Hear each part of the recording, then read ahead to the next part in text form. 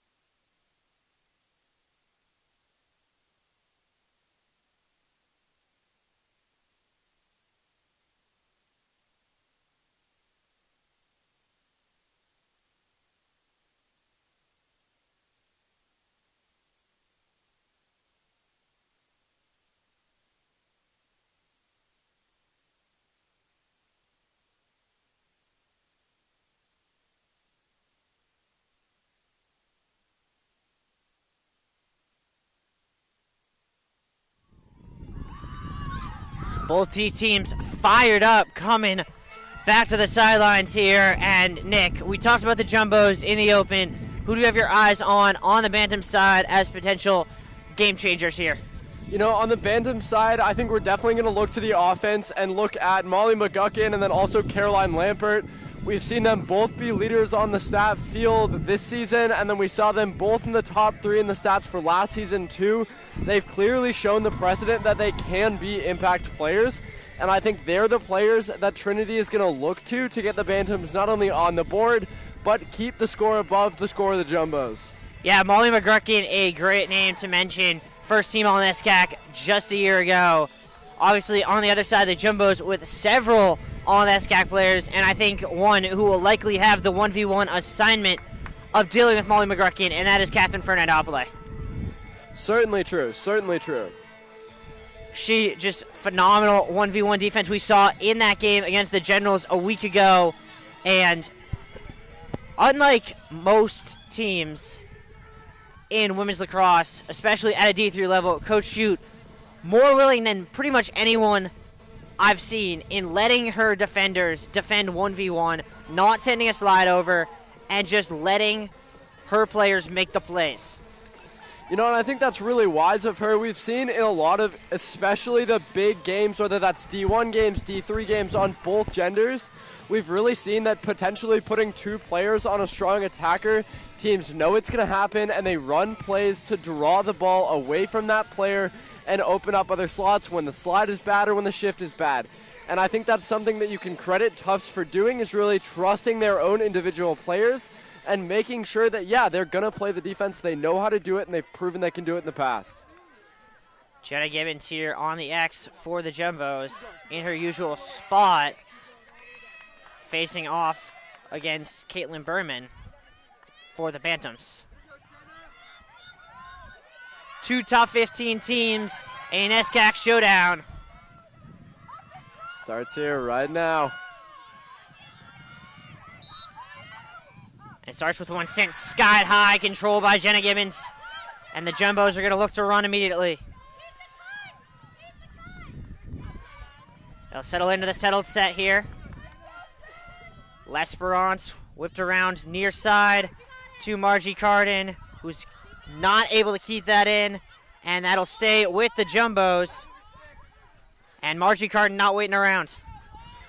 The Bantams unhappy with that call from the rest, not surprisingly. Look pretty clear cut from here. I thought so too, but you never know from the player's point of view. Skip pass there. Kate Dean. Delaney now. Swung around, Trinity in a bit of a zone here. Carden with space, down low. Zorn picks her head up. Pass intercepted. That's on the ground. And Zorn will corral the ground ball, 30 to shoot. Has the step now, slide comes, she doesn't care. Takes it to the X. Skip pass, Conahan. Shooting space called.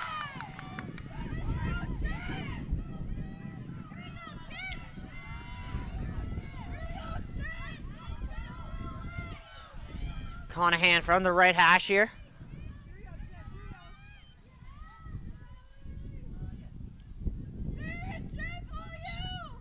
In strong, goes left, gets it knocked out. Good defense there from the Bantams. That's really solid for the Bantams. Get a stop there, stop the momentum for the Jumbos, and see if they can swing it in the other direction. Jumbos immediately into a settle woman-to-woman on the ride. Bantams going to look to clear here with Caroline Lampert. And she'll just solo it herself. Successful first clear for the Bantams. Lets the Bantams relax a little bit, swinging around the edge. Yeah, first opportunity for the Bantams, chance to get into some settled set. 7-on-7 here. Casey Ward with the ball. KT not going to let her really get anywhere right now. Now to the X. Pass to a cut shot, wide. Good look there for Grace Denoy. Just couldn't get it on frame. No, it was a good run by Grace Denius. Not a bad place to be Just a little unlucky on the shot. McGurkin, as we mentioned, being just pushed off it by Fernandopoulos with 15 to shoot now for the Bantams. 14. Denius with it again. Great face dodge there. Pass inside. McGurkin shoots, scores. Great face dodge at the top there. And then a beautiful feed to find a cutting Molly McGurkin, who makes it 1-0. It's a good start for the Trinity Bantams, of course. A lot of lacrosse left. Nothing to panic about for the Jumbos. But definitely players to mark and players to keep an eye on. Yeah, and we mentioned Fernandopoulos did a good job staying with McGurkin when she was on the ball. Bantams switched it up, ran that little pick and roll play, had McGurkin make that weak side cut, and Fernandopoulos lost her on the weak side.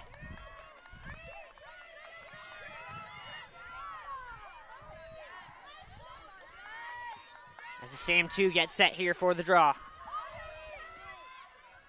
Draw controls was something Trinity struggled against with Bowdoin. Can they change that here today?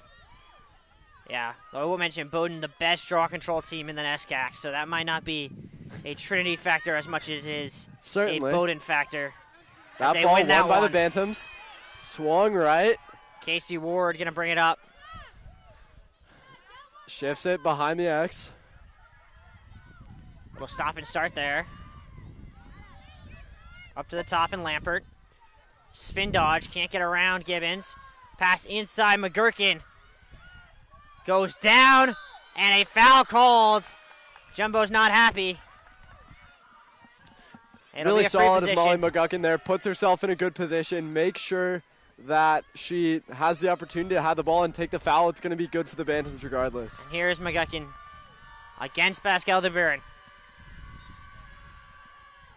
Gets a second. And a quick start here for the Bantams.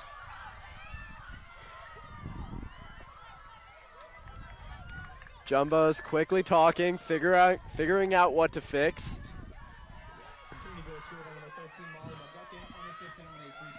Yeah, another goal for McGuckin, her 6th on the year. 2nd already today, as she is quickly making herself a nuisance to this Jumbo's defense. Off comes Kaylin Berman with a couple others.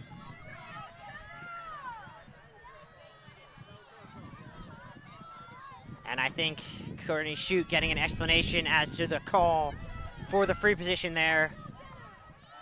Being told it came from the weak side.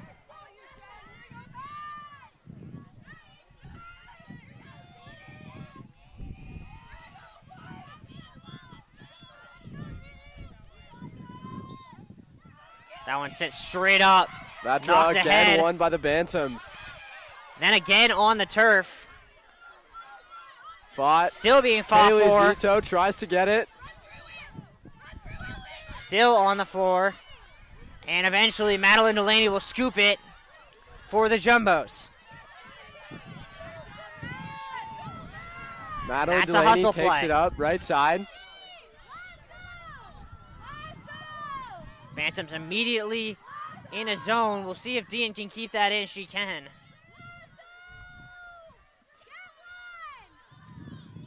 Jumbo's bench screaming out a play. Margie Carden gets a step. Slide comes. And the Bantam's going to double her all Allie the way Zorn, there. left side. Zorn, stop, start. Looks for a cutter, finds Delaney. And that is a point-blank look that she's going to want back.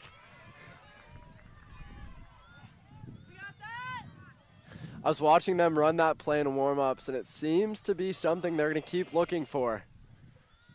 And I think I think they're going to get a 3-second call on the Bantams. We'll give the Jumbos, I believe, a free position here. Straight on for El Esperance. And that is the downside of a zone. When you get caught in the middle there, you got to watch yourself because 3 seconds comes real quick. L'Esperance, 2-1. And the Jumbos celebrating that one, feeling the momentum starting to shift back their way. Certainly, again, a lot of lacrosse left. And really solid of the Jumbos to not panic, not freak out, just get back into the lacrosse that they know they can play. And some substitutions here for the Jumbos. Some normal ones and a little bit of a different one, as in are the the freshman Skylar Lloyd, who we've seen a lot of, and the junior Caroline Cromwell. And then in, as a midfielder, getting her first real extended time with his second unit is Emily Leskin.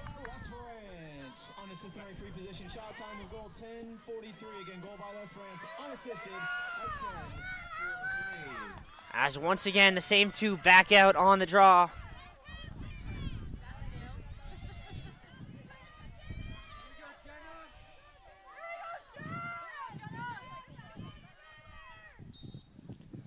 That ball flicked. Fisted forward. And Gibbons corrals another, her second draw control on the day. And she could look to run right now. Margie Carden in some space. Margie double marked almost right away. The Bantams back off, though. That ball sits on the right corner. Yeah, Jumbo's going to run the settled set. That ball. L'Esperance inside, and that's going to be a free position. It might be a card as well. They're going to say it was contact to the arm, not the face, so it will not be a card, but a straight-on free position here for Skylar Lloyd. Or, excuse me, for Caroline Conahan. And this time she makes them pay. She puts it in. Ties it 2-2 for the Jumbos. That's a super, super good capitalization of the opportunity there. Yeah, could not get a shot, her first free position of the day. This time shows why she was the Jumbos' leading scorer from free positions a year ago and evens us up at 2. And we mentioned it so many times. I got sick of saying it last Sunday, but discipline is a huge factor in women's lacrosse. And right now, the Bantams struggling a little bit, already having conceded 4 free positions. It really is. Discipline is going to be really big in today's game. Which team can cause less fouls and also stick to their systems? And we've seen the Jumbos there. As soon as they've turned on the offensive side, the bench is calling plays, yelling at them. They're sticking to the discipline and sticking to the lacrosse they know they can play. Though I think, Nick, you did have a point about draw controls. I wrote it off as being a Bowdoin factor, but we'll see if this one comes the Jumbos' way. As it does. It does. You might have a point. That's 4 of 5 now for the Jumbos, and they're running. Margie Carden drops to have gotten interfered with. It's a turnover nonetheless, and the Bantams will look to clear. Almost intercepted there. Run back across by number 17. That's Casey Ward of the Bantams. Yeah, good job there by Ward. Just across half line. And the Bantams will get the clear. That's Quincy Connell throwing to Grace Denius, now in the middle. That ball again held by Casey Ward. Yeah, Ward doing a really good job right now. Swung around, that one's on the turf. And the Jumbo's gonna go. Zorns just got checked. That one now gonna bounce about 18 times. And a violation on the Bantams. You could tell Zorn got checked and her hands go up almost instantly asking for the call. Yeah, Fernandopoulos just lost it there. As the Bantams harassing the Jumbos in midfield, come away with the ball. And it'll look to run. Here is Molly McGuckin. Already on 2. Brooke Kurtz made a good run around that left side and just wasn't seen by the Bantams. A little lucky for the Jumbos there. Still swinging up again to the top. To Denawai.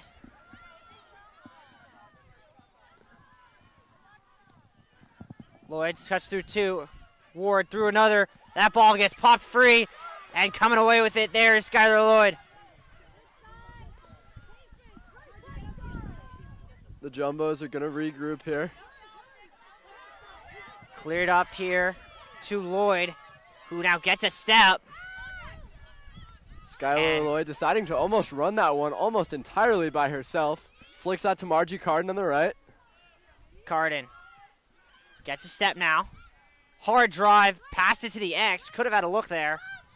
Instead, good penetration. Zorn gets a shot just over.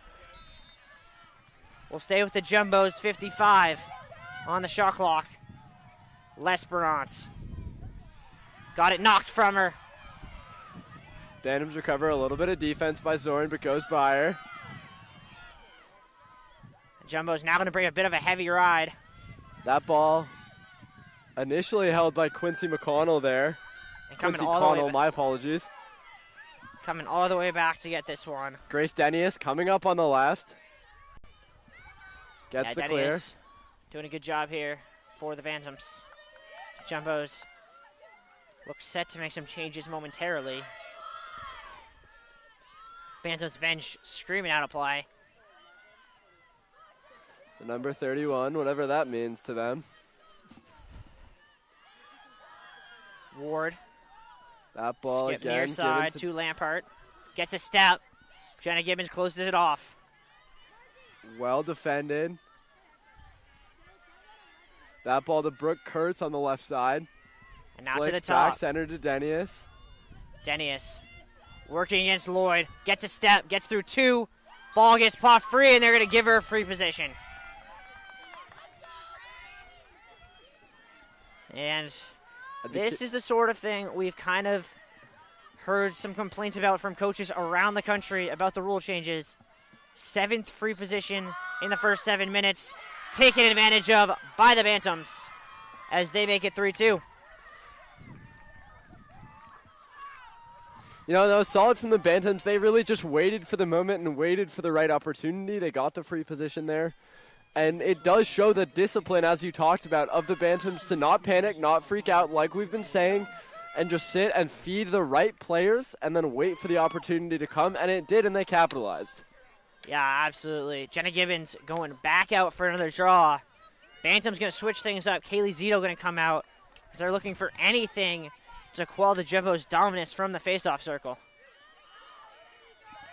You know, and that could definitely determine today's game, especially if the Jumbos keep winning these draw controls.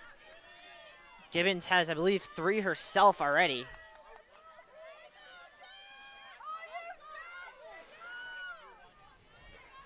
Delaney and Joyce back out there with her.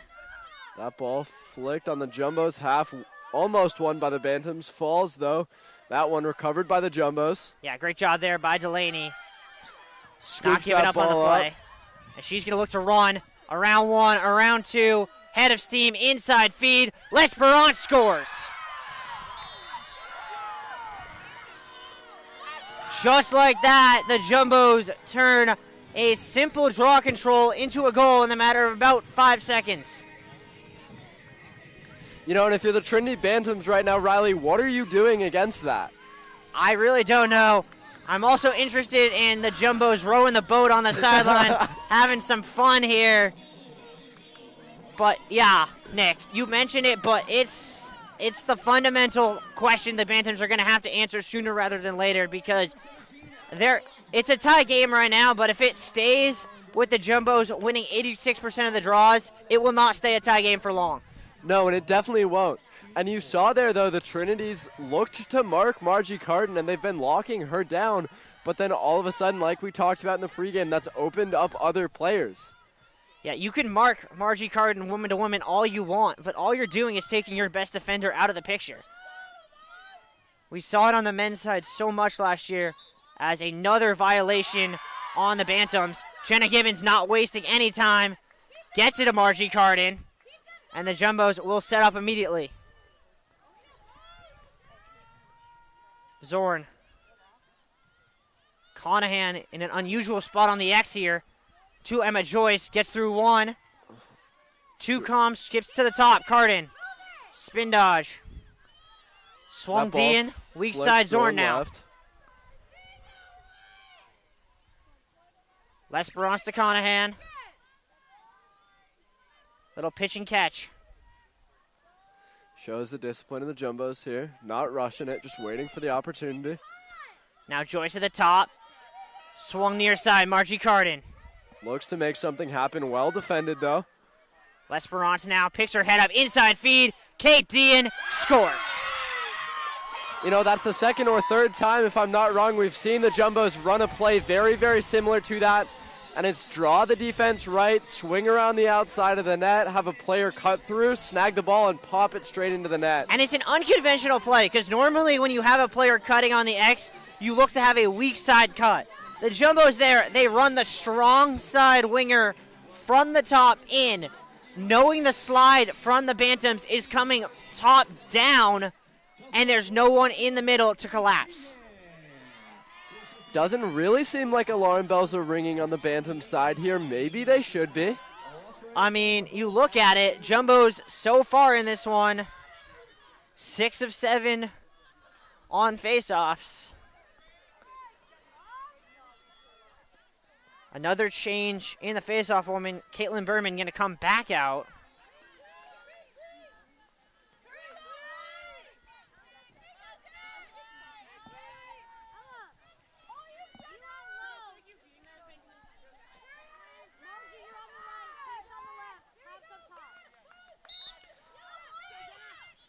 Gibbons gets a tip, and Berman able to corral the loose ball, but it finds the floor again before she's able to re-corral. First draw control for the Bantams in about 10 minutes. 5'10" junior Caitlin Berman being able to win that one. That ball run all the way right. That is Quincy Connell.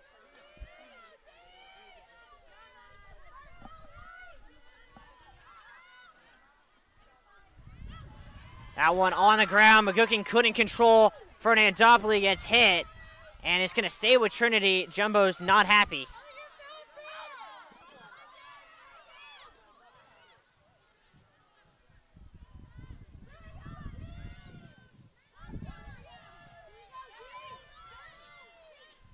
Little stop and go there. Through the lane, lost the ball, and another free position for the Bantams. And the looks of frustration on the Jumbo's defenders' faces becoming ever more apparent.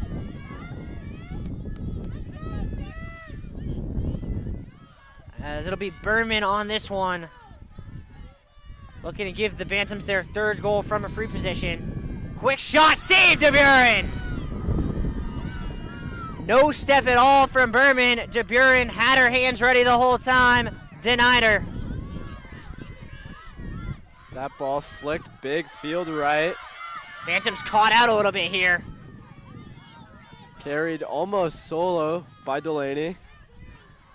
And Kate Mastrobano on for the Jumbos, as we'll look to see how they use her height with a little bit of a different look here offensively. Carden. Here is Mastrobano. Great distributor. That ball flicked to freshman Sophia Claps. Her first look of the day. Carden, Lesperance, back to Carden. Margie Carden, as easy as you like. And the Jumbos proving they can run that play from both sides of the ball here, and there's nothing the Bantams can do about it right now. Yeah, nothing they can do about it is the Jumbos engaging a little bit of a kick line there, having all sorts of fun on the sidelines. But Margie Carden, if I'm not wrong, was marked by about 3 players. Still manages to weave it through. Again, proving why she's the leading scorer for the Jumbos right now. Yeah, and I think you mentioned she's marked by 3 players, but there aren't defenders on the Bantam sideline who can stay with Margie Carden step for step when she's not with the ball. That's why the Jumbos are using her with that little give and go play with Lesperance, because she can outpace anyone just on quickness. And I think that shows the value of Tufts Lacrosse here, being able to see the value of players, especially when they don't have the ball, and knowing what teams are going to do and what teams are going to mark them, and then how they can use that to their advantage. Another draw control for the Jumbos, as they're starting to put just an absolute emphasis on it. That pass deflected. Lesperance comes all the way back to save it. Claps point blank. Shoots just wide. He'll stay with the Jumbos. And what was about to be a turnover almost turned into an easy goal.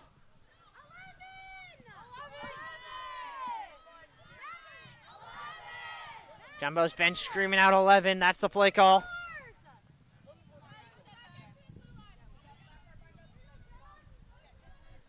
Lesperance skips it all the way up to the top, and Kate Dean. Carden looks to cut inside, stays out though. Sophia claps with it, flicks outside to Carden. Yeah, Carden now going to go on the X. Going to get a step. Double comes immediately. Swings it. Hung up all sorts. Dean almost got a free look. And that will somehow be corralled by Ward for the Bantams. Not quite sure how she kept her feet in. First time we've seen that play really well defended by the Jumbos, and I think it's because by the Bantams, my apologies. And I think it's because they largely saw that cut coming, and they know the cut was coming, and they were able to mark it. Bantams with an easy clear, and for all their success in transition, the Jumbos really have not been able to give the Bantams any problems on the ride so far.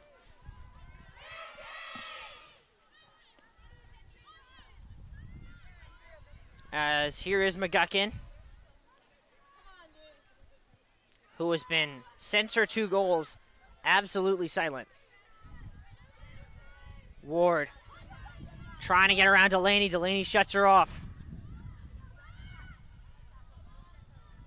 Monteleone now playing some good woman-on-woman defense. Step inside. Slide comes from Donlin. Knocks free. Bantams stay with it. Pass deflected by Dean. Shot over the bar. It'll stay with the Bantams. Good backup there by Brooke Kurtz. To the top in Casey Ward. 15 for the Bantams to shoot. McGuckin against Fernandopoulos. Slide comes. Handoff to Ward with 5 to shoot. Pass inside, but just no angle to shoot. Shot is wide. That'll be a shot clock violation and a defensive stand from the Jumbos. That's a big stop for the Jumbos. Now, can they turn and keep the momentum going? Here comes Shenna Gibbons. She's not waiting for anything. Through 2. Brings it back out, and the Jumbos will quickly look to set up. Shot clock turned off here. Mastrobuono. Face dodge, spins back. Pass inside to Margie Carden, who Almost missed that one it. wide. What a feed there from Mastrobuono. Gets it here, gets tripped up, and that's going to be a free position.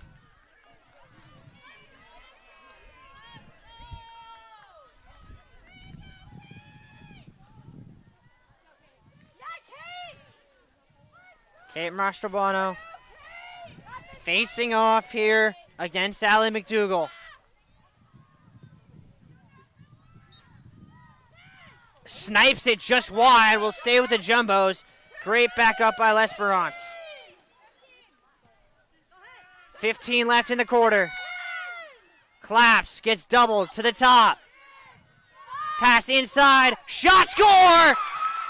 Slamming that one down and celebrating is Skylar Lloyd.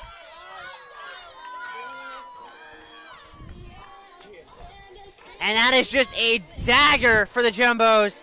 3 seconds away were the Bantams from getting out of the quarter. And the Jumbos stab them straight in the heart. The Jumbos go up 6-3, definitely in between quarters. The Bantams are going to need to reevaluate and figure out what they can do to stop this roaring Jumbos offense. Yeah. I mean, it was 3-2 Bantams 5 minutes ago, and the Jumbos said, all right, that's a nice start, but this is our field, this is our day, and have asserted their dominance in the last 5 minutes. Once again, we see Caitlin Berman on the draw. Berman and Gibbons going to get very familiar with each other today. That ball flicked, recovered by the Bantams. But that, a worthless draw control, is only their 3rd of the quarter. Jumbos win 70% of the draws, outscore the Bantams 6-3. We go to the end of 1, 6-3 Jumbos. We'll take a short break, be right back. Stay tuned.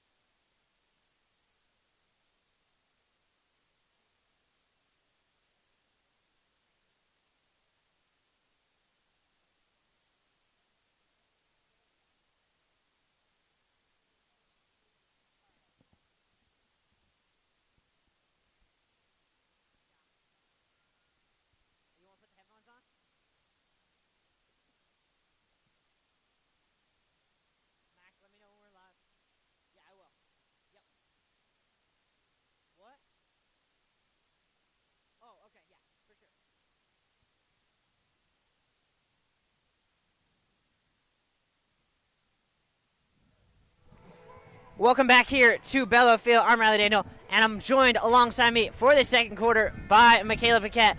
Michaela, a basketball star with the Tufts women's basketball team, here to give us some color for this women's lacrosse game. Welcome, Michaela. Thank you. I'm excited to be here. What a great day on Bello. Obviously, you know what it's like to be on a NESCAC championship team like some of these Jumbos do.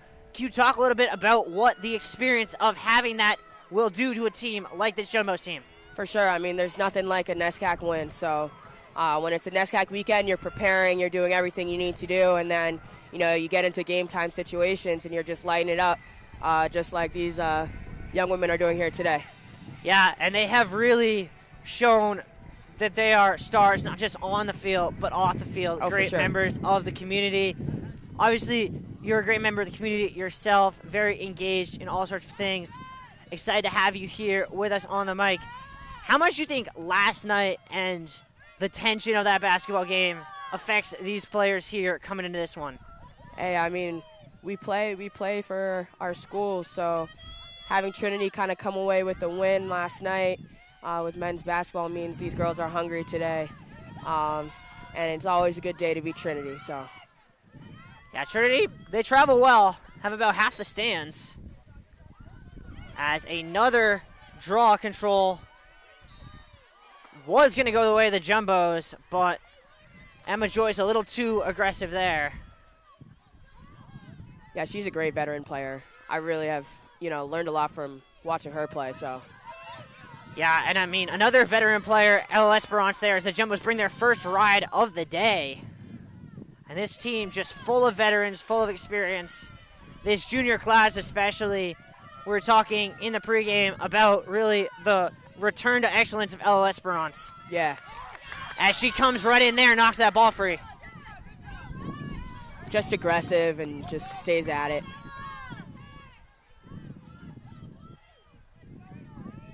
On the other side of this Trinity team, another team with a lot of experience looking through their starting lineup. Only 2 underclassmen starting for them.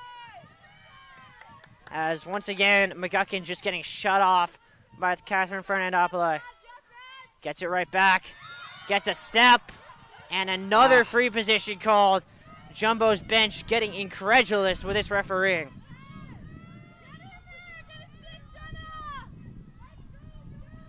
McGuckin will have an 8-meter here. Big time save coming up. Shoots, save by DeBuren. What'd I say? All right, Michaela, we need to get you to like a sports book now. As here comes Madeline Delaney flying up the field. Inside feed, Zorn gets it stripped from her. Back in the air, still bouncing around. And eventually the Bantams come away with it. And they're going to look to run. Easy as you like with June Trodden. As the Jumbos trying to scramble back defensively, prevent the Bantams from counterattacking. That's something I find so unique about these two teams, especially just NESCAC women's lacrosse, is the second a counterattack gets stopped, as I'm going to stop talking about that, as Catherine Fernandopoulos going to bring the counter for the Jumbos. Here she goes. And we see it here again. The second the counter's off, play just slows to a halt. Exactly. Shows the importance of having midfielders like the Jumbos have who can really defend and attack in the counter. As Zorn going to take it. Now to the top. Playing around the perimeter. This team. Just discipline, taking it slow, get a good shot. You can learn a lot from that, you know what I mean? Margie Carden through 2. Gets doubled. Finds an open woman. Pass down low. Gonna get deflected. L'Esperance grabs it on the X. A Bantams woman fell down the middle. Jumbos weren't able to take advantage, though. And here is Caroline Conahan. Has his Cromwell screen. Doesn't take it. Gives it to her. And she dropped it. Couldn't get it cleanly. Great little play there, but they couldn't finish the execution. Pass inside, picked off. nicely there by the Bantams, and they'll try and clear quickly. Got to get back. McGuckin trying to outrun the Jumbos, but the problem is she's trying to do it 1-on-4.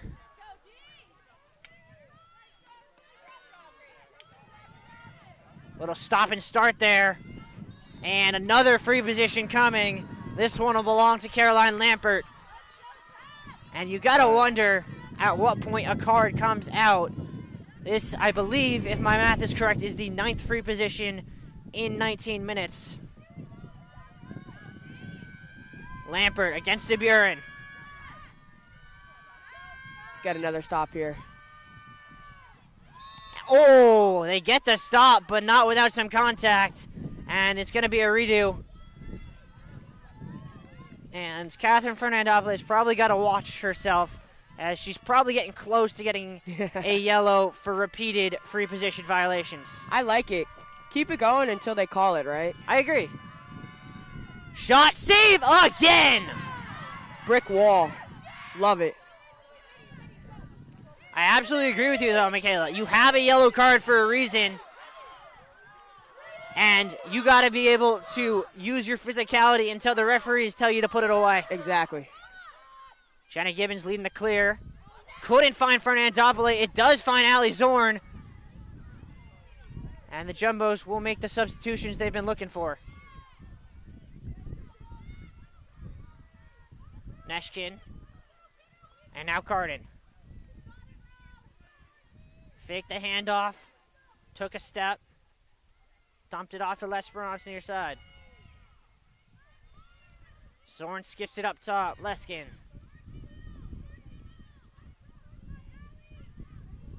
Cromwell inside feed. Great pass. Couldn't find Cardin. Zorn able to save it.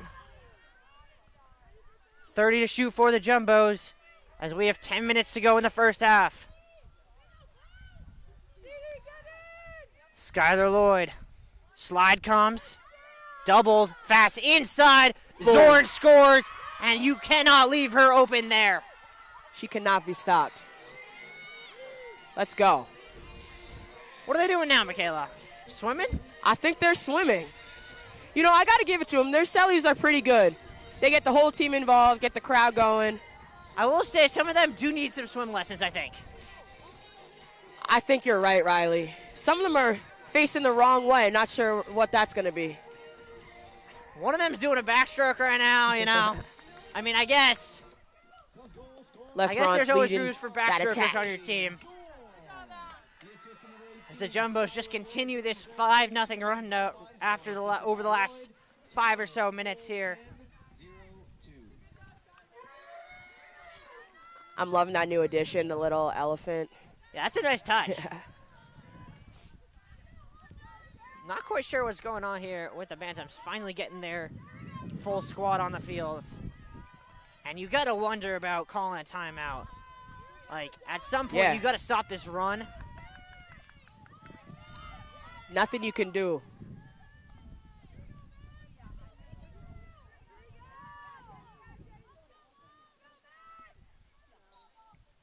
That one spun back towards the Jumbo's end. And once again picked up by Delaney. That's her third draw control of the day. So quick. She finds Emma Joyce. Jumbos have numbers. Looks good to me. Down low, Mastrobuono couldn't get it cleanly. A lot of contact. And eventually the Bantams come away with it.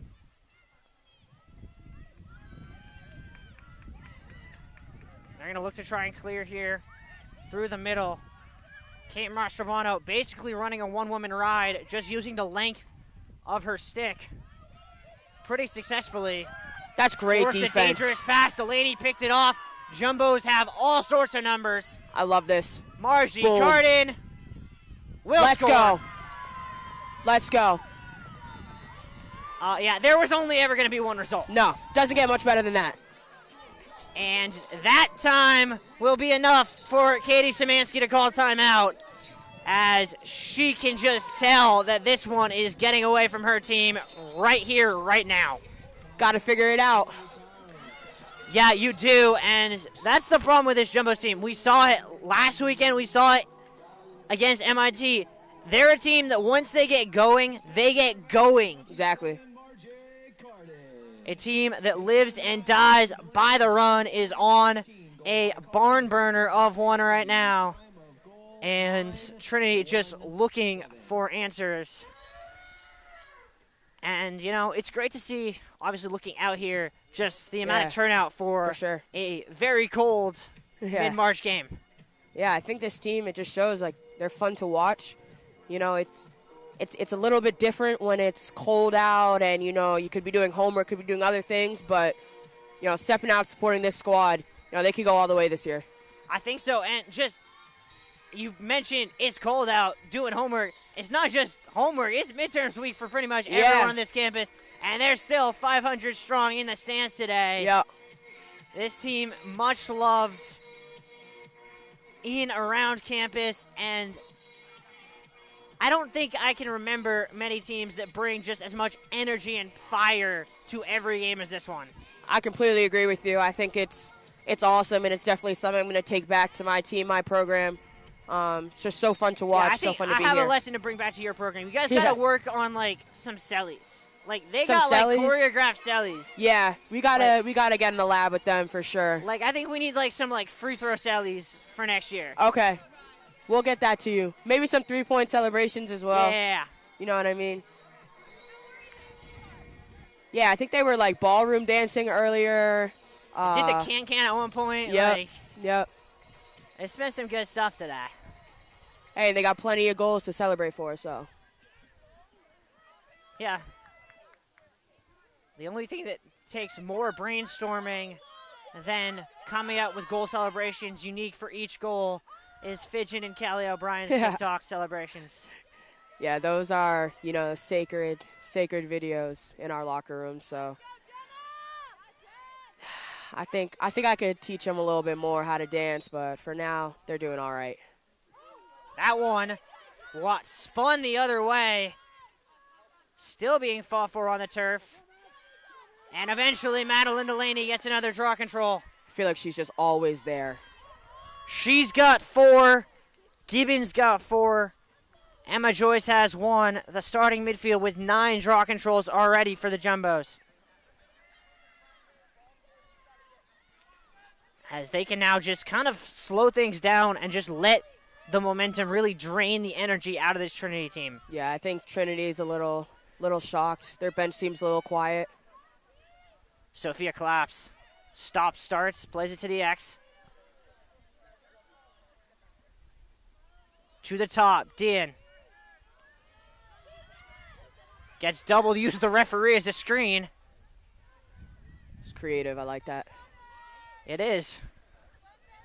Because unlike with players, referees are allowed to set moving screens. Yep. Margie Cardin has a mismatch. Gets right around her, drops a defender, gets through 2, and somehow got denied. That would have been maybe the goal of the year. She gonna get one. Don't worry about it. And then a foul behind the play will allow the Bantams to start the clear. Jumbo's lost a woman. Got to play some defense now.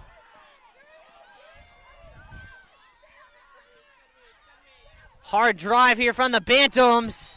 She hit in the face? Yeah, she did get hit in the face, did Natalie Miller. And oh, she got that mouth guard in. Honestly, really, really surprised there's not been a card. As Courtney Shute putting out a very good point as to what the difference between that and what happened to Margie Cardin was. Yep. Uh-huh. And Coach Shute, what a coach. Yeah, no, there is not a coach on this campus who fights more for her players. And exactly. As they say on the basketball court, ball don't lie, that shot sailed over and the Jumbos won the race. And then a foul called, and that might be a card. It will be. A green card shown to the Bantams. Jumbo's going woman up. Here we go. And I'll tell you what, it may not be called that way, but that is 100% a direct function of Courtney Shute advocating for her team on the sideline. 100%.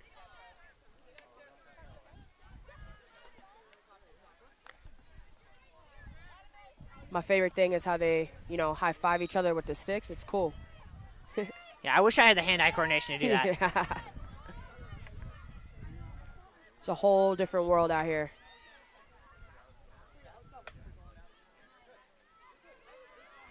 Jumbo's just setting up. Zorn. To the X now. I feel like we're always attacking. Kind of been a fair assessment of how the second quarter has looked. For sure. Conahan.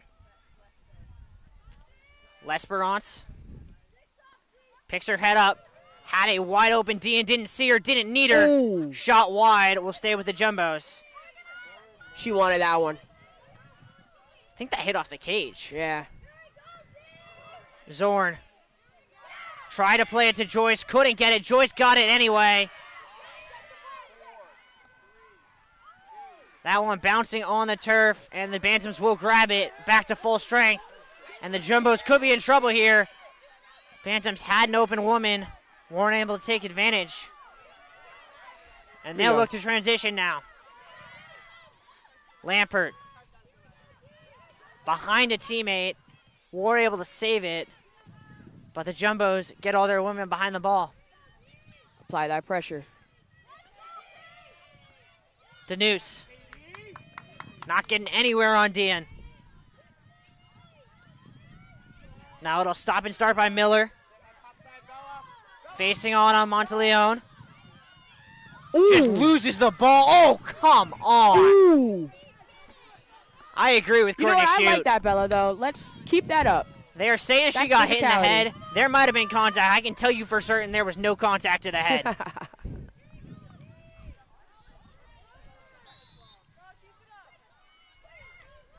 Pass inside. Pass inside. Jumbos wanted a charge. Let's go. Hit off the cage. Get out of here. Fernandopoulos going to lead the clear. Finds Jenna Gibbons. 4-on-3 the other way. She finds Margie Cardin. I want to go here. Who gets absolutely assaulted, and that'll be a free position. And this is where she's really, really dangerous.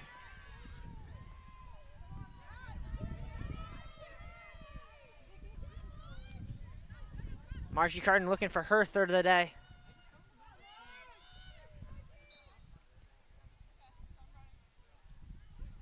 Just missed it. Gets it back. There's about 18 people assaulting her. No idea how nothing was called there. How is that not a call? And eventually Delaney re-corrals it. Am I allowed to say that? How is that not a call? Yes, you are, because that was a blatant missed call.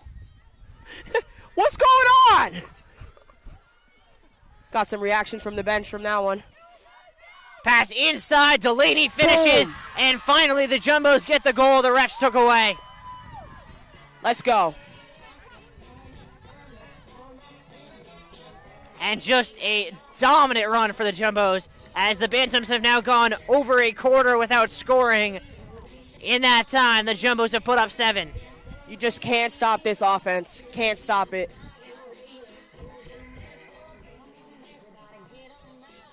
And you can just see the confidence. Jenna Gibbons not waiting around. She's already back in the draw control circle. Yep. Ready to go. Yep.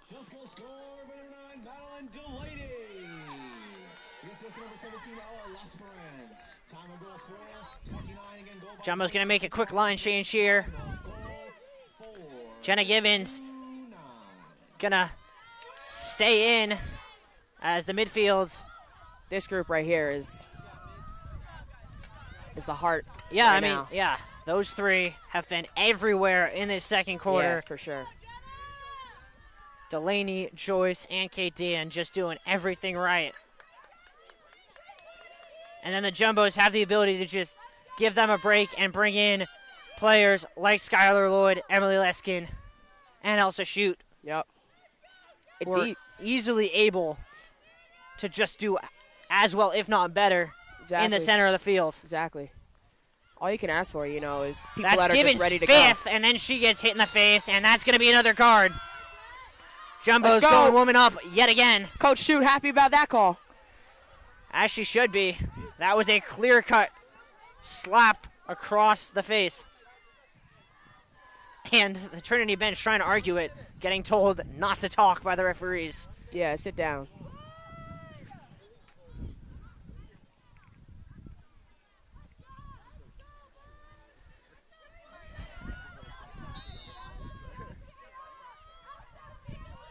Gibbons gonna solo clear it. Jumbo's now gonna get into their woman-up attack.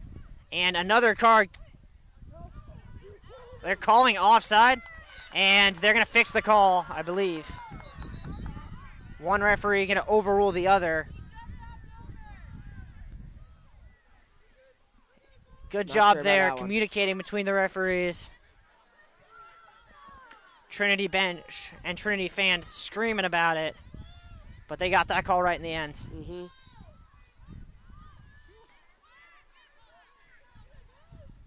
Set up this attack again. L'Esperance to Margie Cardin, and she gets hammered. Another free position, and Trinity gonna go 2 women down. Dang. And right now, Trinity just falling apart at the seams. And that is not a releasable penalty because it is a dangerous 2-minute penalty. So the Jumbos really can take advantage.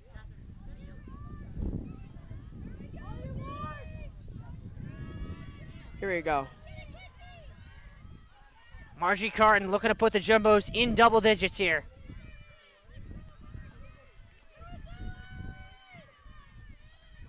I'd go top left.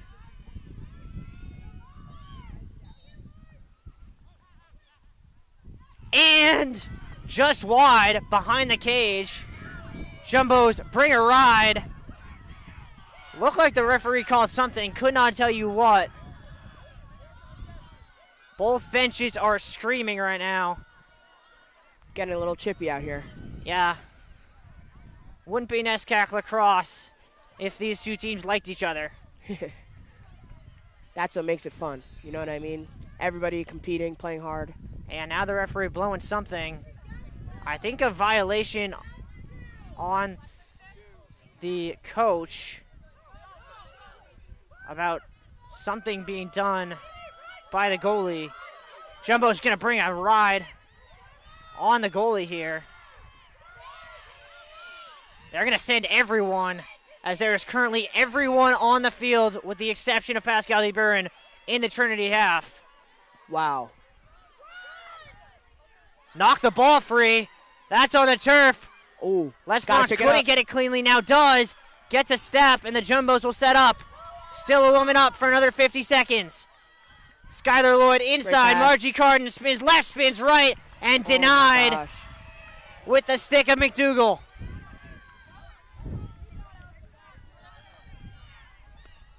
And now a little bit of a chance here to counterattack for the Bantams and Molly McGuckin. And this could be a big momentum swing for Trinity if they can see off being 2 women down without giving up a goal. That ball pops free.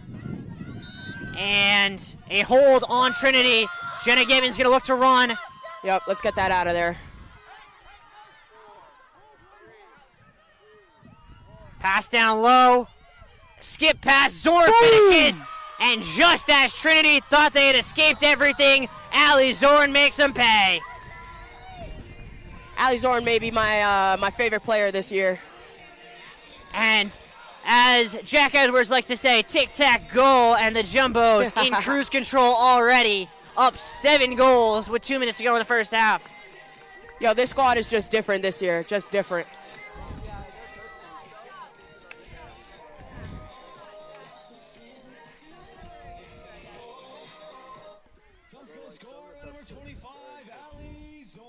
And I can tell you how this game's going just looking at the faces of players on benches right now. Exactly.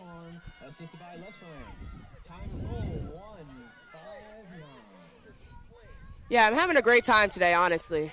Yeah, Jumbo's having a great time. Trinity looks like they've just been through about 3 midterms in a row. It's a great day to be a Jumbo, Riley. Always is, but especially when the Jumbos are steamrolling Bantams, proving the Bantams only really ready for a bantamweight fight. They're not ready for the heavyweight fights of the NESCAC. No chance.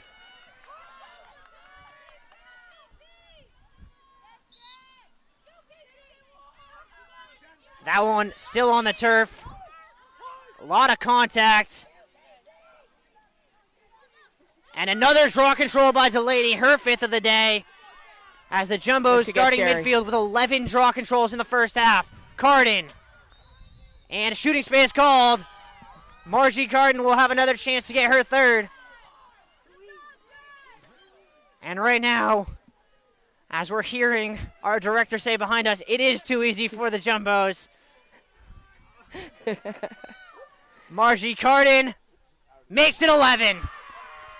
I mean, I'm not quite sure what you do when Margie's running at you. You go home and hope you have an easier opponent next week, I think. I'm excited for this Sally right here.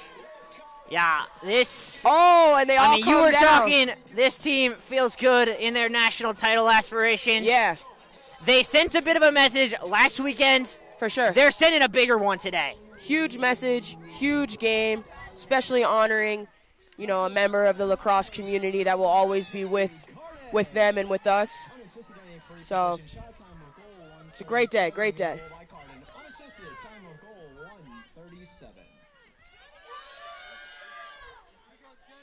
I'll tell you what, I think the Bantams are going to be hearing that elephant roar in their nightmares tonight. I hope so. I really do hope so. As Gibbons looking to just continue to own the draw control circle. Yep. What else is new? Everybody knows their role and is so solid in it.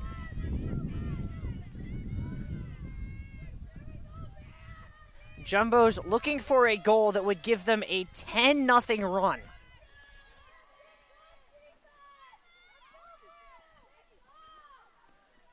L'Esperance Here she shoots, goes. Save by McDougal. That doesn't happen much. And then she gives it right back to Margie Carden. That's not going to help. Carden runs, gives it near side. Conahan scores, and the Jumbos just putting the hammer down. I don't think this team can be guarded. I don't think they can be guarded. There is only one thing that can stop this Jumbos team from achieving everything they've set out to, and that is themselves. If they play at their top, there is not a team in the country that can stop them. Exactly.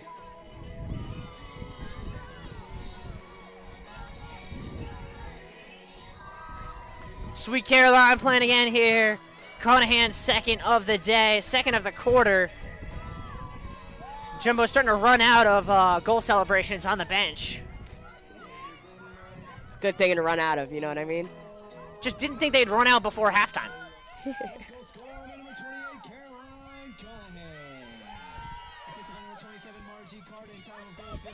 Seconds in goal by Conahan, assisted by Carden. Time of goal, 56 seconds.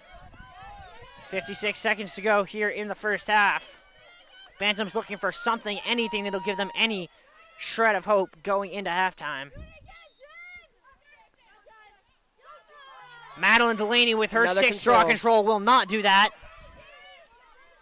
Margie Carden through 2 and scores.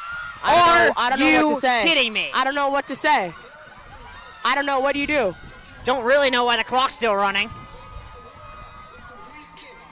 They got to figure it out in the locker room because... Oh, it is. Oh, actually, I do know why the clock is running, as it is a 10-goal margin now. Running clock is on, and I'd be surprised if they get this draw off before the end of the half. I don't think either team really wants to. Jumbo's more than content to see out this. Let's just stop it right with now. An ending on a Margie Carden goal.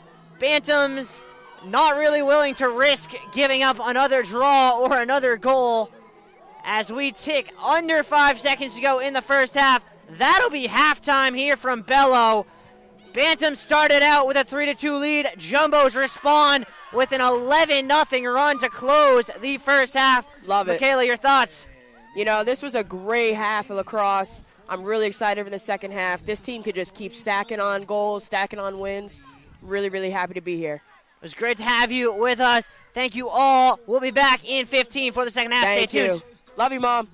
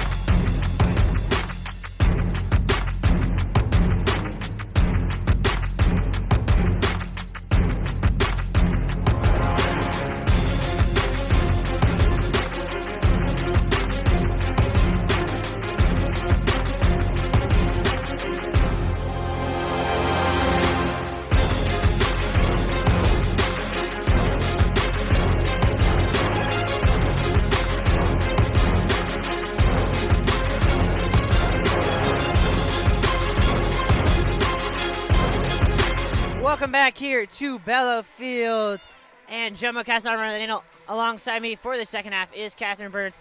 Catherine, big change coming in here. Running clock going from the start. How is that going to influence the way this second half pans out? Yeah, the running clock changes the game. It's all about speed now because Tufts is up by 10 points. The Bantams have to be sure to hustle to every ball as it goes out of bounds and hustle to get on the draw in order to keep the game moving and have a chance in this game.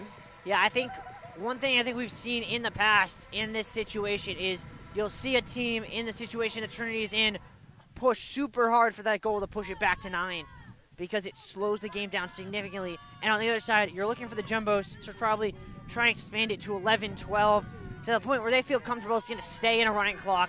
They can maybe get some squad rotation in, get some of these underclassmen some more minutes. Yeah, that's key here. That's key to build up the team. As we get set for another draw here, and, draw control's been one of the spots besides the scoreboard where the Jumbos have just dominated. 13 draw controls between Madeline Delaney and Jenna Gibbons, 4 for the entirety of the Bantams team. Yeah, Jenna Gibbons has been killing it on this draw here.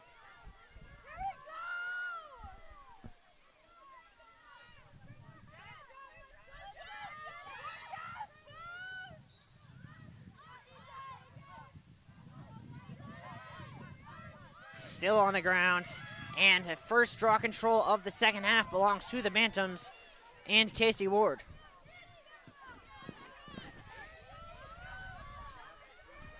Bantams, we will remind you, have not scored in over 20 minutes now, as they just look to get anything going offensively. They were on fire in the first half at the beginning of the game, but I don't know what happened. Suddenly, they haven't scored in 20 minutes. Well, I think a lot of that has to do with the fact that there was a point where they had 3 of 8 draw controls. Since then, they've gotten 1 of 9. Yeah, it's all about the draws. Draws are key in women's lacrosse. As they not able to take advantage of that first possession, and the Jumbos will look to run. Near side, Caroline Conahan. And here is Margie Carton, who had herself quite a first half. 4 goals and an assist.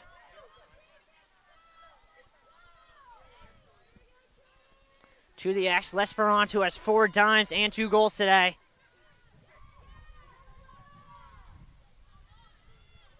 Conahan.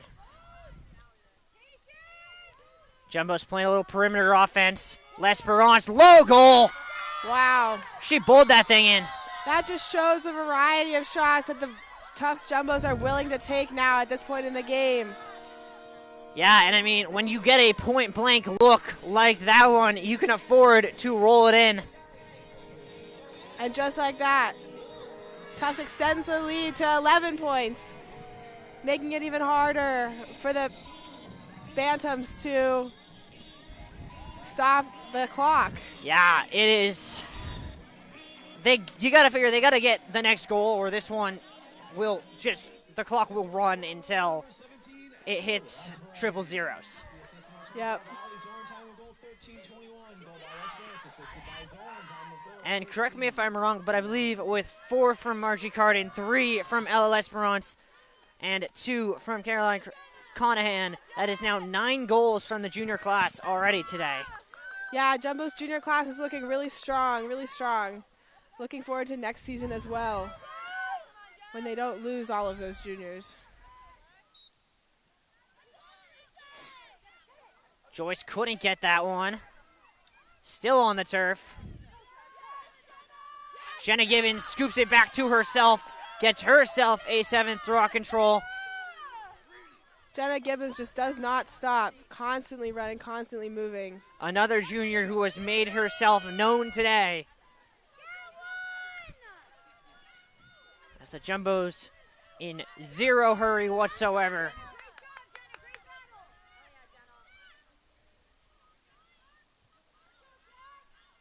Far side, Joyce. L'Esperance on the X. Had a wide open. Conahan found Zorn instead. An 8th point on the day for LLS Esperance, a 3rd goal for Allie Zorn, and the Jumbos have 15, 4 minutes into the second half. That was a great look. The Jumbos seemed to find the perfect pass and cut to just pass, dump, shot.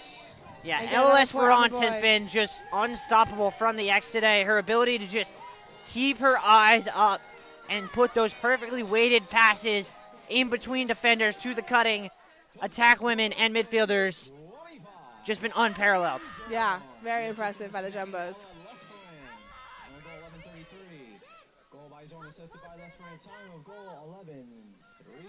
And even with the 15-3 lead, you can still hear the Jumbos coaching staff shouting instruction to their attack women. There is no such thing as a possession off for this Jumbos team. That's what makes them look so strong right now. They're constantly on, constantly attacking, and constantly scoring goals.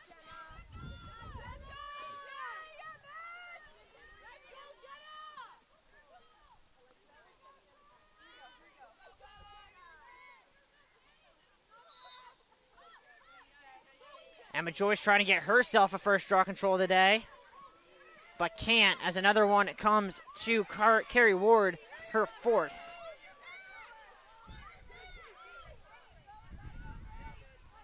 And the Trinity bench yelling at their attack women that they have to go, rightfully realizing they need to get the clock to stop, which requires 3 goals. Let's see if they can do it. Ball popped free in the 8-meter circle. Comes back here to the Bantams at the top. Nice pick play. Forced to the X.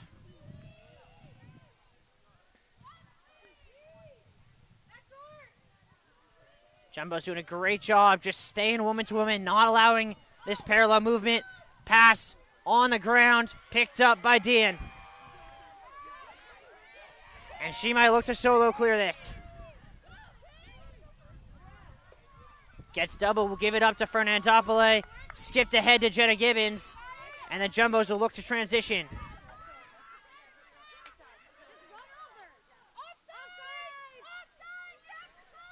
Coach Shute upset that they did not call offsides on Trinity.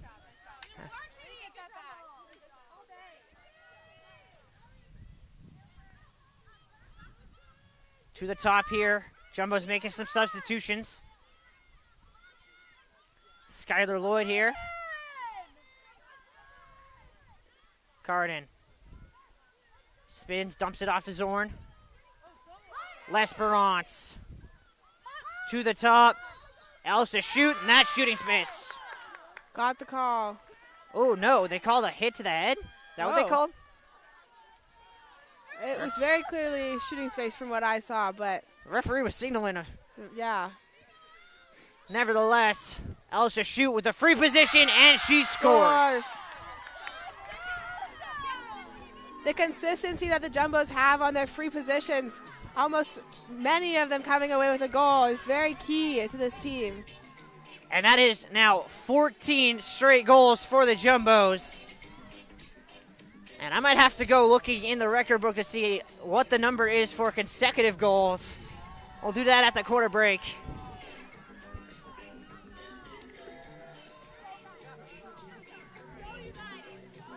As this is part of a larger 16-1 run. Meg Hatton telling her team to shut them out.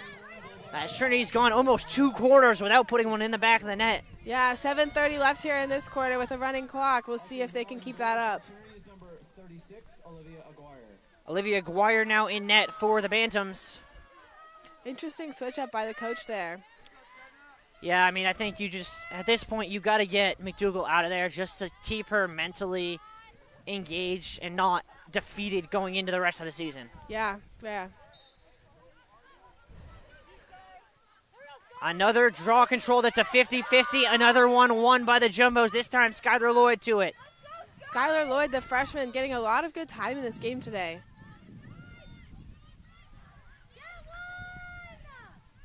Jumbos with a wholesale line change of their attack women.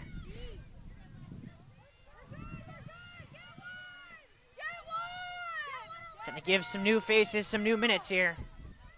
Leskin. Now also shoot. Claps GLE to the X and Lucy Hodge.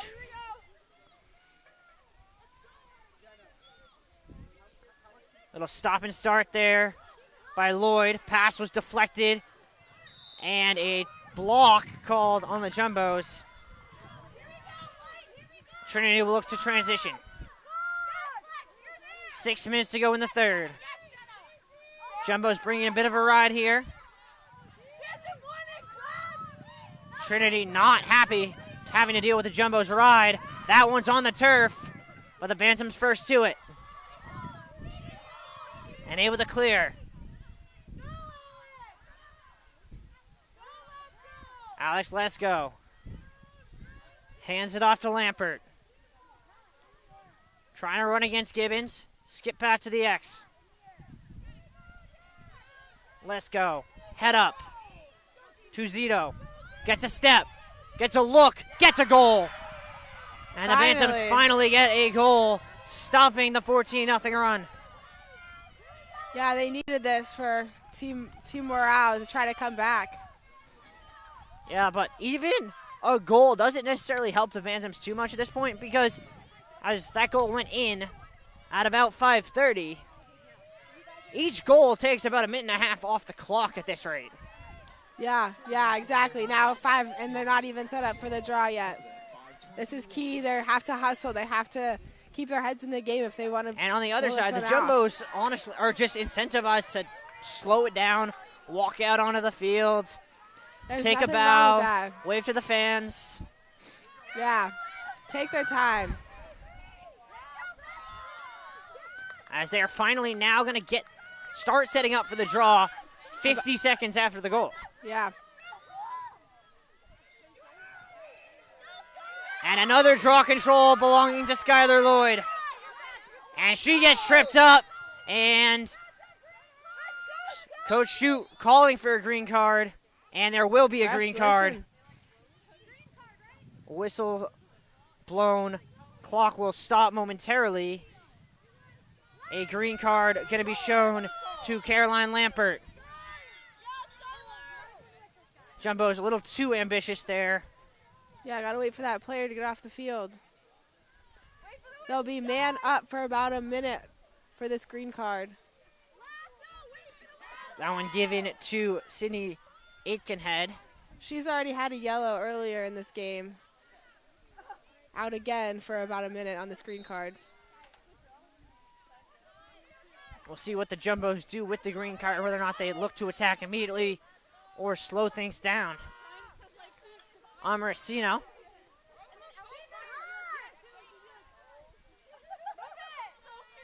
Gets it back from Mastrobano. Through 2, through 3, and in the back of the net. Wow, impressive shot there. Went past about 3 other people before hitting the back of that net.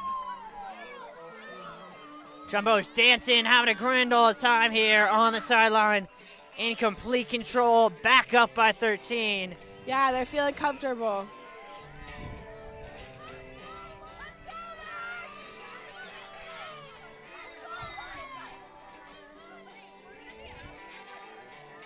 And we'll see who takes this draw. Elsa Shute has been taking a lot of the draws, but Grace Ferrix was the Jumbo's second draw control woman last year, taking a lot of the draws when Madeline Delaney was out of the game. So we'll see if she takes any while she's out on the field here. It looks like she's taking this one.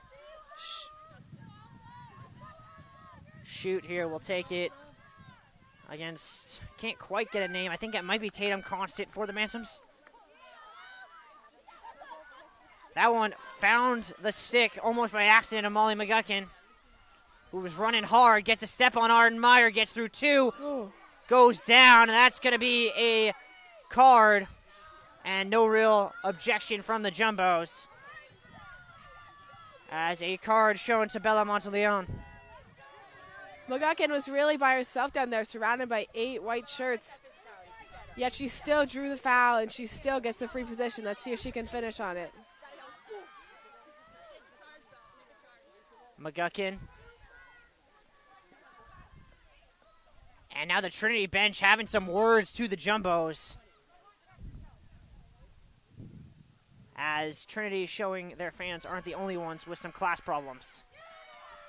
McGuckin scores, giving the Bantams their second of the quarter. Jumbo's back to full strength. Clock continues to run with a 12-goal game.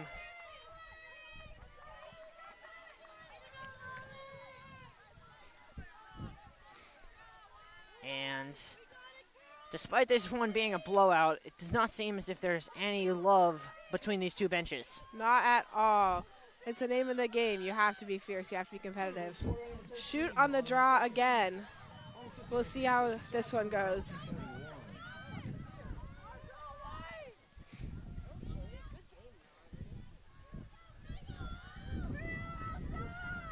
Minute 45 to go in the third. That flew by. It did. That's what happens when it's a running clock. And Elsa Shute wins that to herself.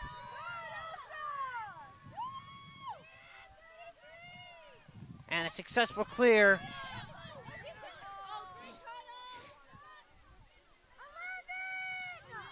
Coach Shute cuts out a play. Hodge on the X.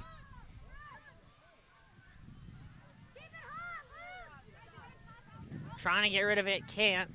Now does to Frericks. Looked like it hit off her face mask or something. But she's able to stay with it. Get it back on the near sideline. And now 3 Bantams caught out. Jumbos have numbers. But in no real hurry. Sophia Claps, dodges through 2. Gets on net. Lot of contact. Jumbo's bench not happy. Bantam's going to look to try and clear.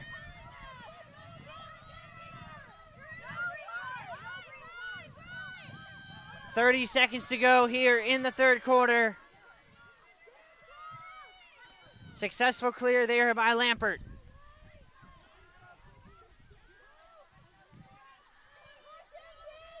That one's on the turf. Skylar Lloyd fighting for it. Whistle blows. It'll be Trinity ball. I'm going to say it was trapped with the underside of the stick. 10 to go in the quarter. Jumbo slide. Force the pass behind the net. They'll grab it anyway. It will not matter. That's the end of 3 here from Medford after 3. 17-5 Jumbos. And Catherine, it just seems like it's a matter of what the final score will be. Yeah, you're exactly right, Riley. The Jumbos don't seem to be giving up. They're continuing their pressure. They're continuing the consistency. They're trying out some new players on the draw, trying out some new players on the field, but ultimately the consistency is there, and they keep on pressing Trinity. We'll take a short break. We'll be right back with the fourth quarter. Stay tuned.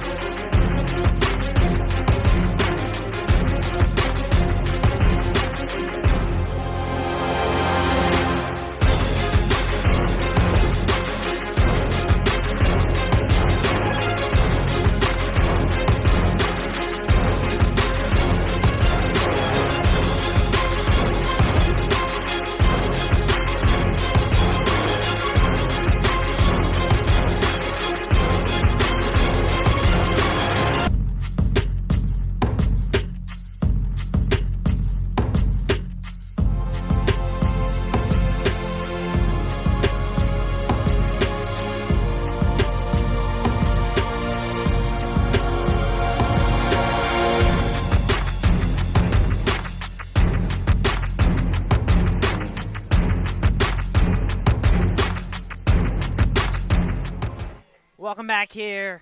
About ready to get going with the fourth quarter in what has really been a shellacking of the Bantams from the Jumbos.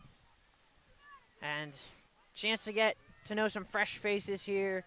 Kind of surprised. Want to hear your thoughts, Catherine, on the fact that Pascal DeBuren's still in net, up 12 goals entering the fourth. Yeah, I was wondering the same thing. I mean, she's been doing well, but maybe it's time to give some new faces a shot in goal.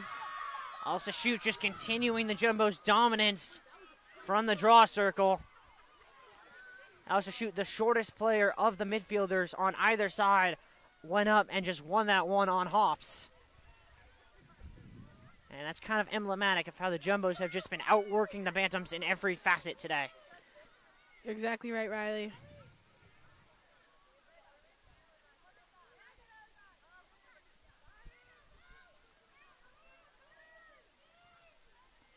Mastrobuono, using her height, cuts right in, faked the goalie, and scored. Beautiful fake by Mastrobuono. The head fake gets them every time. And great shot. And that's really something we didn't see a lot of from Mastrobuono last year. Last year, she really was good. She was able to use her height, but she didn't have that, ridiculous stick skill ability that players like Margie Carden and Conahan did. This year, I've seen her time and time again in the offseason, in the cage, on the turf, inside, playing wall-wall with Margie Carden, working on that skill play, and there it pays off with the goal. It also shows in confidence. You can see that she's more confident now in the field because of this practice outside. As the Jumbos, with 18 here on Trinity, matches what they put up on Washington and Lee a week ago. So the Jumbos with no problem taking care of ranked opponents. Shoot jumped for it, couldn't get it cleanly. It's still on the turf. Up again. And Elsa Shoot's going to grab it and go. Jumbos have numbers. Shoot, stop, start through two. Gets rung up. Got the pass away anyway. Good decision there to dump it instead of shoot it. Most players would have shot it in that situation. But she knew the lacrosse IQ came in and she dumped it out to the outside. Low pass scooped up there. And here she is again at the top.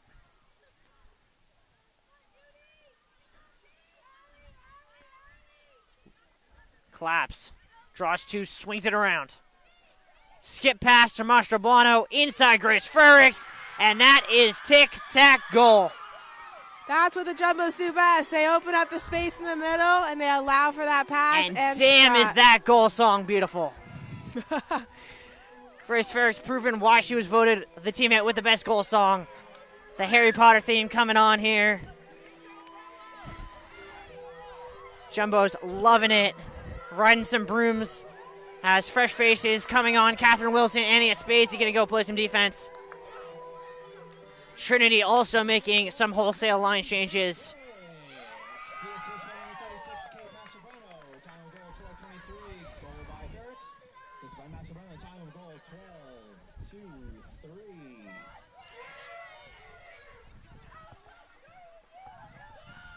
As the Jumbos just continue to dominate here. Shoot on the draw again for the Jumbos. Staying consistent.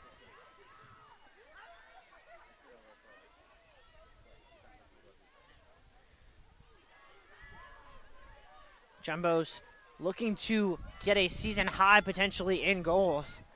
It currently is 21, which was set Wednesday against MIT. Incidentally, the Jumbos have scored their season high in goals every single game so far this year.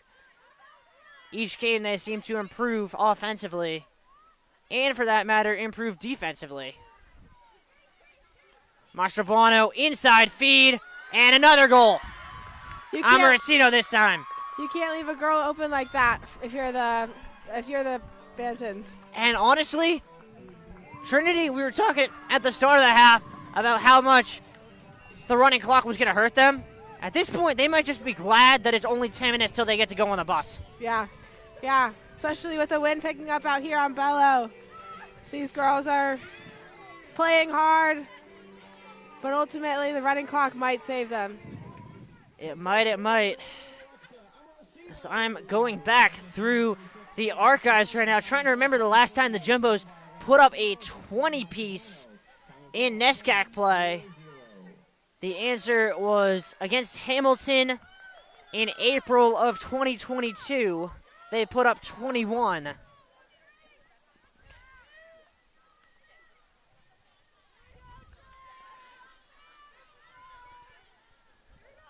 As Elsa Shoot looking to just continue. This would be her 4th consecutive win on the draw.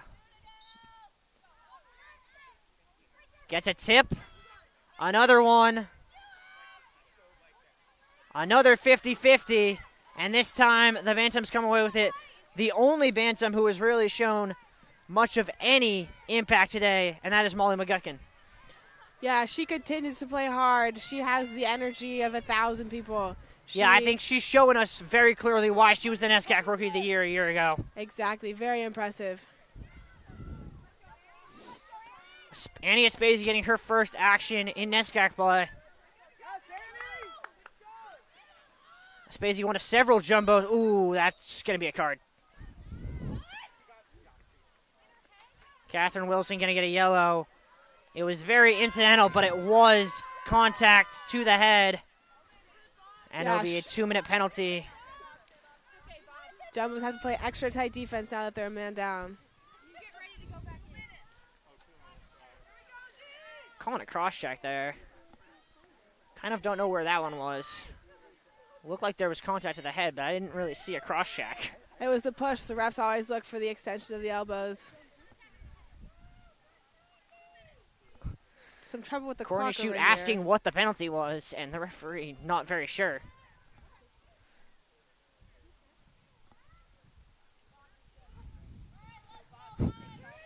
Referee seems very unsure as to what the penalty was. Yeah, some trouble with the clock as well. Seem to have figured it out, though. Now, the clock does have to stop when they give a card out, even in running clock situations. A shot from McGuckin saved by DeBuren.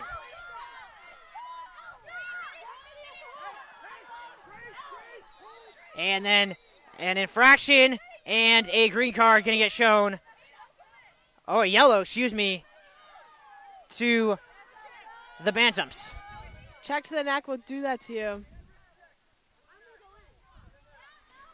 And that'll put both teams to even strength, a woman down. And Trinity just having all sorts of problems substituting right now.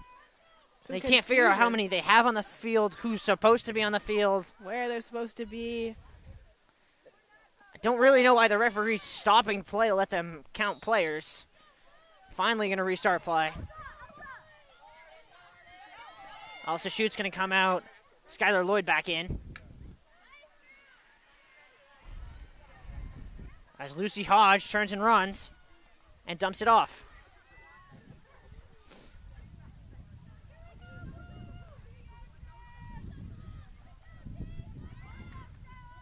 Lloyd and Claps, the two freshmen, playing a little pitch and catch.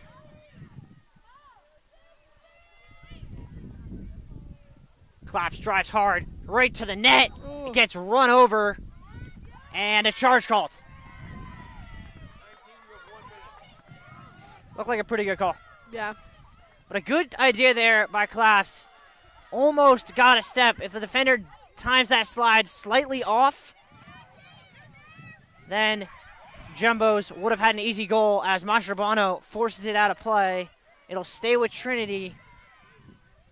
They got 15 to get the clear here.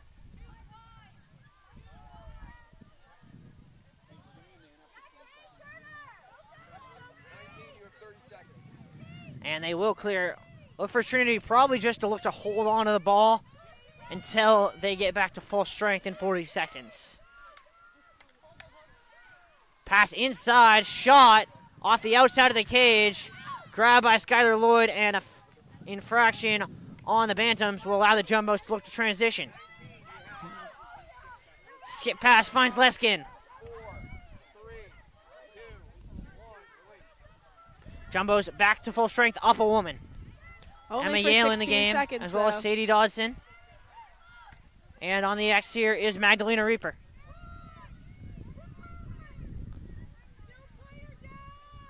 Jumbo's not really taking advantage of the woman up. They're going to get into their settled set here. Claps, stop and go. Draws 2, gets it back up to Lloyd. Inside feed, shot on frame from Save. Reaper. Will stay with the Jumbos and then be trapped by the Bantams and Aguirre.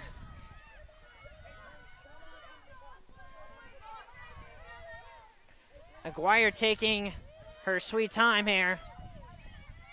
Now dumps it off to Ward. Still trying to run, gets a step on Frericks and a look to solo clear. Jumbo's caught out a little bit, great feed. Good step there from Aspesi. Pass inside, Ward point blank. Save to Buren, denied her. Great save. This is why she's still in. She makes those great saves just like that. And now Aspesi going to lead the clear. Skylar Lloyd. Aspesi with the clear.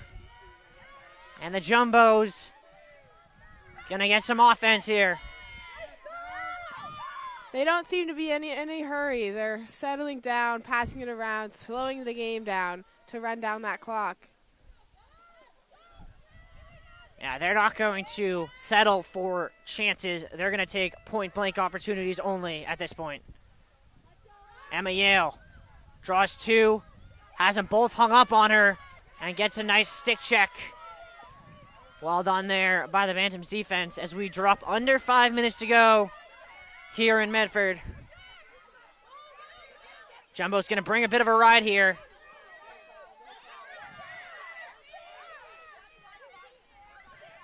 Ten seconds now for the Bantams to clear. They swing it to the far side. We'll see if anyone brings a ride. And Jumbo's probably could have brought a little bit of a weak side ride there at the 2/3 line. Forced a dangerous pass. But up 20-5, not wanting to really risk any cards. Yeah. This offense is looking a little bit stationary. Well, I don't know if I've seen this particular offensive unit really play together at any point this year. So a great spin dodge there and a contact to the head called. It'll be a free position here for Caroline Lampert. Her 3rd of the day, has not scored on either of her first 2. Let's see if she can do it for this one.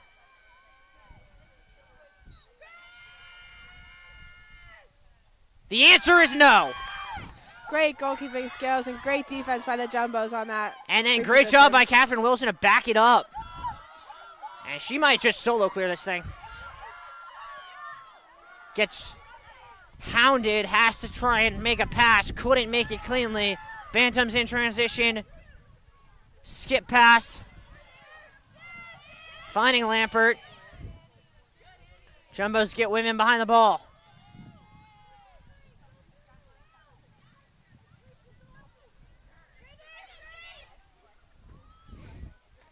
Pass inside, shot, score.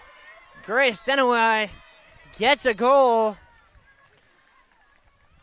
Trinity gets themselves a 6th on the day. And that'll make them feel a little bit better going home. Yeah. Still running clock, though. 2:50 left in this last quarter. Not quite enough to have the clock stopped. So we'll see how the hustle goes.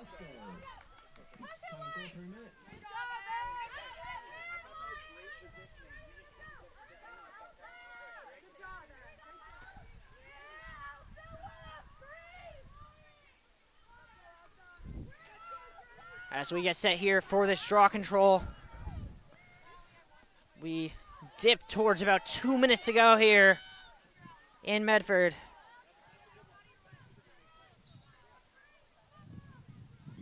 Elsa Shoot gets it. Gets absolutely hounded. Jumbo's bench not happy. And now it's Spazey.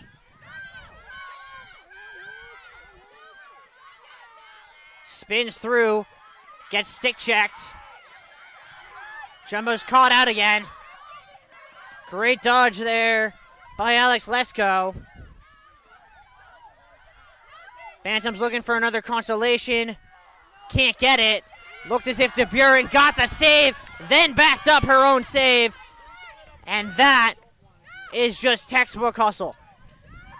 Yeah, the Jumbos are really good at that. Also shoot. Goes through two like they were just statues.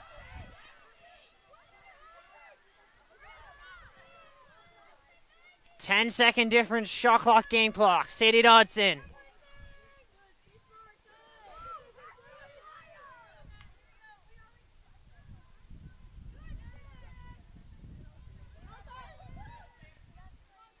Sophie Claps to Skylar Lloyd. Skip pass. Almost found Magdalena Reaper, but a good stick in the way there by the Bantams. Jumbo's very much upset, and then they do change the call correctly. They're going to have to fix the shot clock. But the clock is still And now they're running. still calling. Referees having discussion. Clock finally stops. We'll see what the final decision is. It'll be Jumbo's ball because the pass was deflected. And then a false start called. We'll see if the Jumbos even look to attack here. Clock's running. 30 seconds left for the Jumbos versus the Bench Bantams. telling them to score on the turf. Picked up there by Shoot. Face dodge. Swung to Claps. She's going to turn and run. Shoot! Wide. Will stay with the Jumbos. But that'll be it here unless they try to really hurry. Referee telling her to go a little bit further. But this one all over. But the final score pass inside ended up being a shot. That'll be it from Bello. Jumbos massacre the Bantams. 20-6 is our final score for the Jumbos here on Bello Field. Just an absolutely phenomenal performance. We're going to take a short break. When we come back, we'll have a post-game interview. We'll remind you all, you can turn over and watch baseball, a doubleheader. I believe we're still just about at the end of the first half of that doubleheader, and then we'll be live back from Saul Getterman on Tuesday, and then right back here in a rematch of the NCAA Round of 32 game from a year ago as SUNY Cortland comes to town on Wednesday at 3.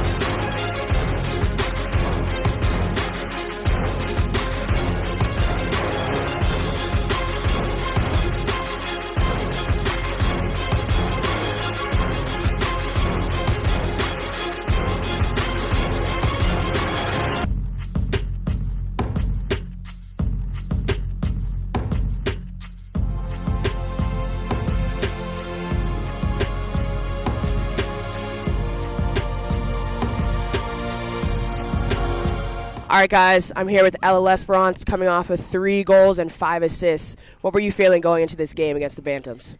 I think we knew this was a huge game, obviously.